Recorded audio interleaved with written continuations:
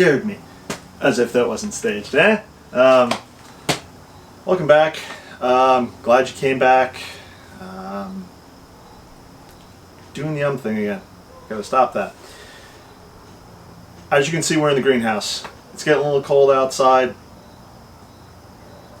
Now's a good time as any to talk about something like as mundane as tools. Why do I have all these tools? What are all these tools used for? Do you need all these tools? I can't answer that last question, but let's get to talking about it now. Where do we start? I have tools scattered all over the greenhouse, so I'm going to bounce around a bit.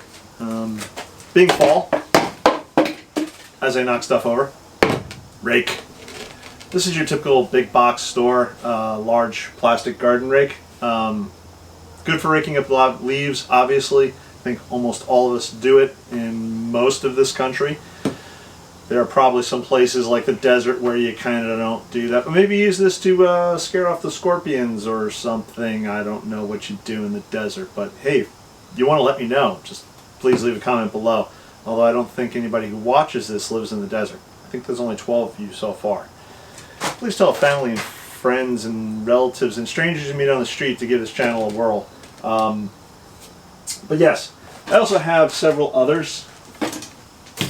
I have this wire rake. This one was bought from Sneebor. There's actually a company down in Texas, Garden Tool Company. I'll try to leave a link below. They no sponsorship from them, although I wouldn't mind. They import these from the Netherlands, and these are handmade in the Netherlands. Stainless steel, strong. I believe the handle is ash. This is good for scarifying the lawn. You can rake leaves with it, although as you can see, it is quite a bit smaller. I hope that focused correctly. But yes, so small stainless steel rake. And then, yeah, then I have another big plastic rake, which nobody cares about because they're big plastic rakes. Trowels. I have a few trowels. Where's my other one? There's my other one. Wait. This is a new one. Well, it's not really a trowel, but we're going to go with it anyways. Stay with me. Trowels. So, this is actually a new one that I just picked up. I saw Monty Don using a Gardener's World. It is actually a little trowel to dig up metal objects from the ground. Those metal detector guys, they use it. So, basically stab, and then dig. But, I haven't really given it a whirl so far as gardening. I have seen Monty use it.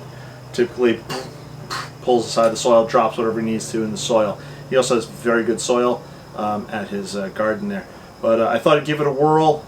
Picked it up on Amazon. Probably one of the things I like about it is sort of the ergonomic design. And it has this large, what do you call that, hilt or something? Yeah, so you don't, your hand doesn't slip off the hilt. So have this, just pick this up. There's also this little guy. This came from Gardener Supply Company. Again, I'll leave links in the description below. They are not a sponsor, but yeah. Nice little planting trowel. I have used it. It is, it's pretty decent. I think I need something a bit larger, so that'll be on my birthday/Christmas wish list to get something a bit larger. Fairly good ergonomic design. Trowel, what can I say? A little heart-shaped trowel. Your typical store-bought trowels. You can go to any hardware store, Home Dopey, Lowe's, kind of something like that. Walgreens, wherever you like to get trowels. This one here, I don't know if you'll be able to see, has measuring increments on it. So that is pretty good if you care about those kind of things. It's a narrower blade. It's good for getting in small spaces. This one's larger if you need to move a larger volume of dirt out of a hole. There you go. I'm just going to throw this back up here. Probably the one tool I've been using quite a bit this year. Hori-hori knife. And if I'm not mistaken, this one is made in Japan. I picked it up on the Amazons. It has a nice wood handle. Let's see if we can get in closer. There you go. It also has increments, which I don't know if you'll be able to see in the video, on the blade. This is really good for digging into soil with a lot of roots. The blade has a serrated blade on one side. Serrated blade on one side. I really kind of should have worn maybe a black shirt for this, but hey, what do you want? The other side is a smooth edge. Both are pretty sharp, so it's again good for getting into holes where maybe there's some tree roots or other roots that you don't want there. If you're having problems digging in the soil for whatever reason, hori-hori knife. I would recommend this, strangely enough. To garden, you don't need a lot. Seriously, I'm a total novice here, but if I had to, I could make do with maybe just my hori-hori knife, although it's inefficient for digging soil. So maybe a basic wide trowel and a bucket, and you really don't need much. Like I said, I just like buying gear, and some of it has a lot of good use. Again, hori-hori knife, very good, highly recommended. So little hand pruners. Ooh. There you go. These are good for obviously pruning anything small. I wouldn't go pruning anything sort of bigger than my finger with these. It might be tough. But for little things, little small plants, flowers, turning into small spaces. That's what those are good for. Speaking of pruning, love these things. These are Felco pruning shears. So again, trying to get that into some sort of focus there. But pruning shears, Felcos. They have a replaceable spring. They have replaceable blades. I haven't had to do that yet because these are only about a year old. Feel good in the hand. Excellent for pruning. I do have these where I don't know where these came from. They are awful plastic. They probably cost a whole $5. They're not that good. But in a pinch they would do the job. These Felcos, so much better. So these are bypass pruning shears in case you actually care. There are a plethora. These plasticky ones here. Yeah, these are what they call an anvil. So the blade comes down onto this lower part here, basically crushing and snipping in half. Bypass, sort of just, yeah. Larger Fiskars bypass shears. These I don't find as comfortable on my hand. These Fiskars you can buy anywhere. I'm not crazy about the locking mechanism. Again, they work. We've had them for years. Not going to throw them out. What other stuff we have? This little piece of metal. Is probably the most ridiculous thing I've ever spent money on in the garden. It is also made by Sneebor. It is stainless steel. So, and it has a sharp pointy end, and it has a wider, flatter end. I don't know if you can see, hopefully you can see that. So it has a wider, flatter end. The point of this is when you're working with small plants or seedlings, you can dig in around them. So, and I'm talking like seedlings, like little baby plants. Maybe later on I might use this with some of my succulents. If I'm digging around in the roots, you know, trying to pull them up carefully. It's probably you could probably do most of what this does with something like a popsicle stick or a pen or something along those lines. I saw it, had to buy it. I did. Here we go. Now, I do use it. Speaking of Sneebor. Oh, this is probably one of my favorite shovels of all time. It's a large spade. It has a very heavy stainless steel head on it. You can't bend it. Well, I'm sure if you stuck it in a press or something along those lines, you might be able to bend it. But again, large, heavy stainless steel blade. You can sharpen the end just to help cut through the dirt. It has these very nice foot pegs. So when you're digging into something, it it works. What can I say? And probably one of my favorite features, this nice T-handle.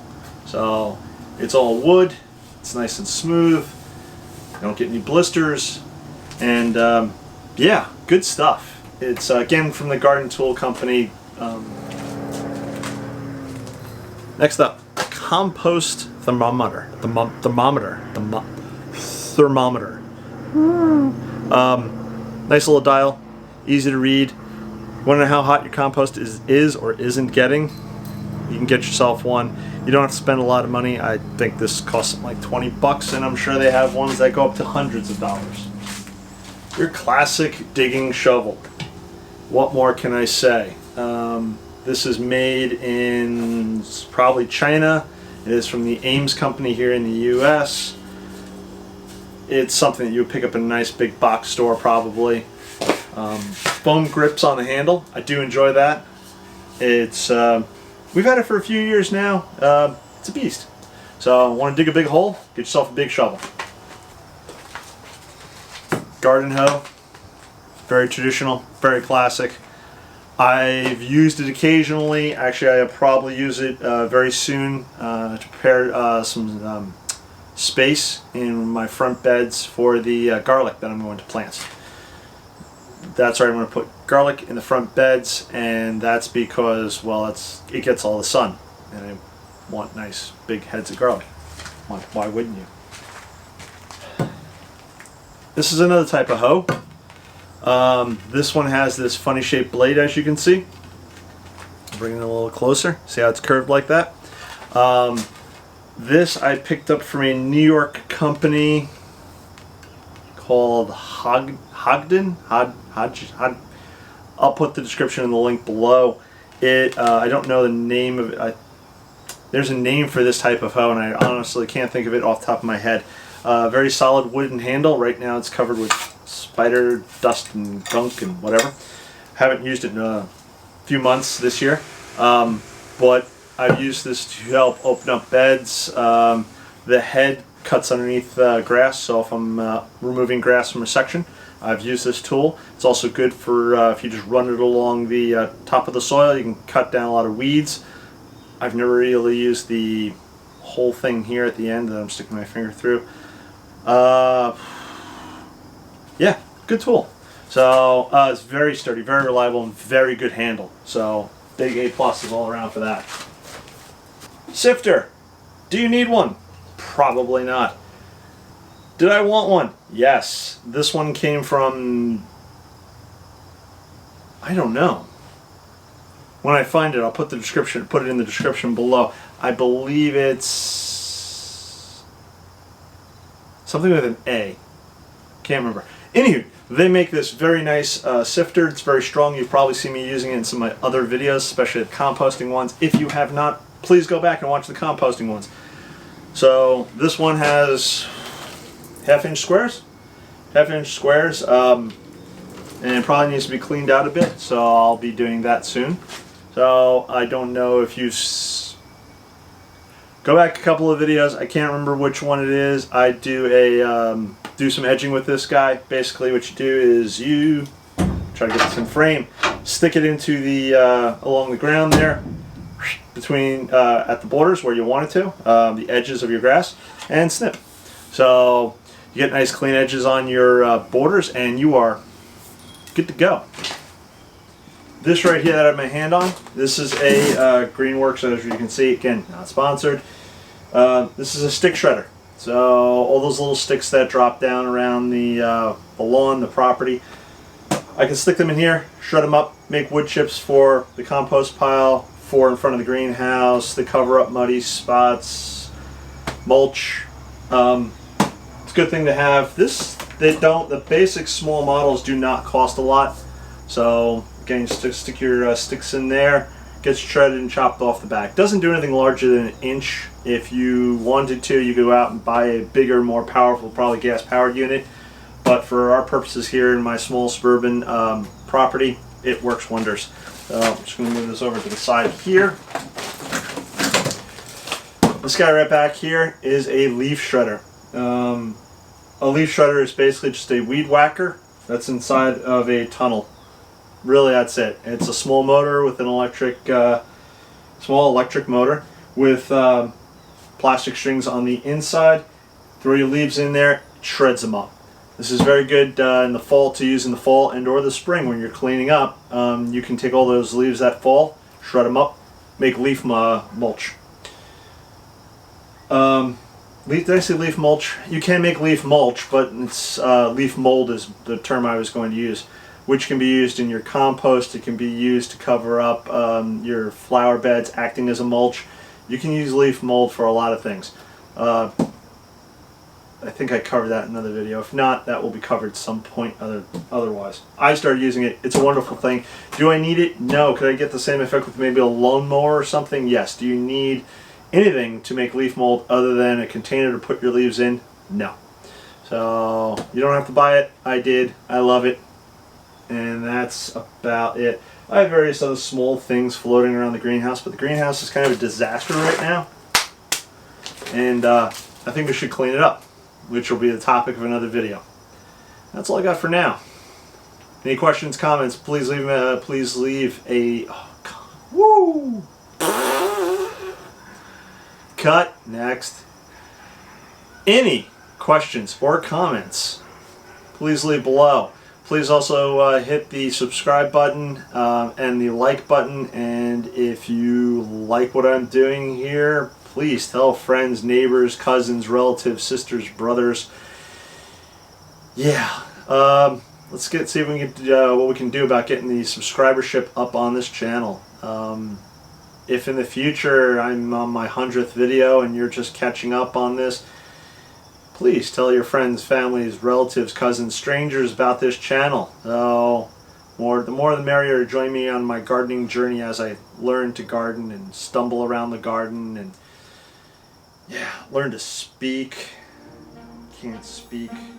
Non-English, goofy looking.